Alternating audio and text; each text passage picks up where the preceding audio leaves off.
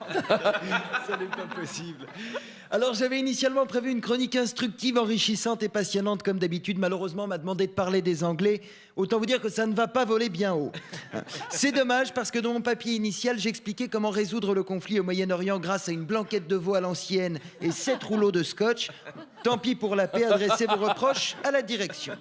Alors aujourd'hui, nous recevons Catherine Monroy, donc, qui vient nous parler des relations franco-britanniques à travers ce petit dictionnaire Anglais, nos ennemis de toujours, un ouvrage qui tombe à pic, puisque depuis quelque temps, les Français manquent cruellement d'ennemis communs et en sont venus à se détester entre eux. Alors que le racisme atteint des sommets malsains, que le Front National est donné vainqueur aux élections européennes, nous oublions qu'outre-Manche se cache sournoisement un peuple source de tous nos malheurs. Pour le comprendre, il faut savoir, et c'est quelque chose qui n'est pas mentionné dans votre ouvrage, Catherine, qu'au IXe siècle encore, l'Angleterre n'était pas une île. Non, elle était rattachée à la Normandie et servait de réservoir à roux. Parfaitement. Les roux étaient un sous-embranchement de l'espèce humaine, moins développé socialement et intellectuellement. Ah, les rouquins, je pensais à la roue qui roule. Les roux, bien entendu.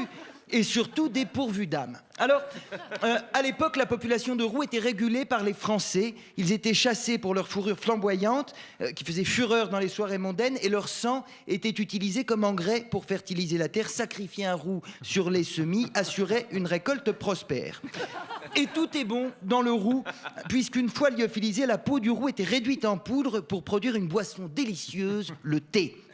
Seulement, au début du XIe siècle, les roux commencèrent à se rebeller. Les attaques de roux se multiplièrent en Normandie. Guillaume le Conquérant décida de repousser tous les roux à la mer. Mais devant l'insupportable odeur de roux propagée ce jour-là par des vents de secteur nord-ouest, il ne put avancer plus loin que Deauville et n'eut d'autre solution que de scier le sol, comme ça, tout autour des roux, pour les faire dériver, ce qui a donné naissance à l'Angleterre actuelle.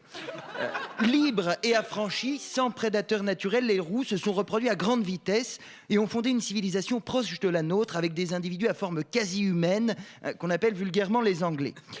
Muets par une irrésistible volonté de revanche, ils cherchent à nous humilier dès qu'ils le peuvent. Ils ont Sting, on a Christophe Maé. Ils ont Sean Connery, on a Mimi Mati. Ils parlent en anglais pour ne pas qu'on comprenne. Ils conduisent à gauche pour déstabiliser notre industrie automobile. Ils inventent un ballon ovale pour qu'on ait l'air con quand il rebondit. Et leur cupidité sans limite pousse certains membres de la famille royale à venir se tuer sous nos ponts, pour ne pas payer la dépanneuse. Mais le temps est venu. Le temps est venu de la réconciliation. Nous devons ramener la paix entre nos peuples et la seule solution pour cela, c'est bien sûr de tuer tous les Anglais. C'est souvent la solution. J'avais déjà lancé une première offensive qui avait échoué dans les années 90. Souvenez-vous de la crise de la vache folle. C'était moi, j'avais envoyé Mireille Mathieu chanter dans les élevages. Cette fois, l'échec n'est pas envisageable. Mon plan est bien huilé. Dans la nuit de samedi à dimanche, Daniel Morin et moi-même débarquerons sur la pointe nord de l'Angleterre, déguisés en sauterelles géantes. Croyant à une attaque de sauterelles géantes, les Anglais fuiront au sud, s'engouffreront dans le tunnel sous la Manche. Sonia aura fermé les portes côté français. Frédéric, tu attendras caché côté anglais et condamneras l'entrée derrière le dernier Anglais.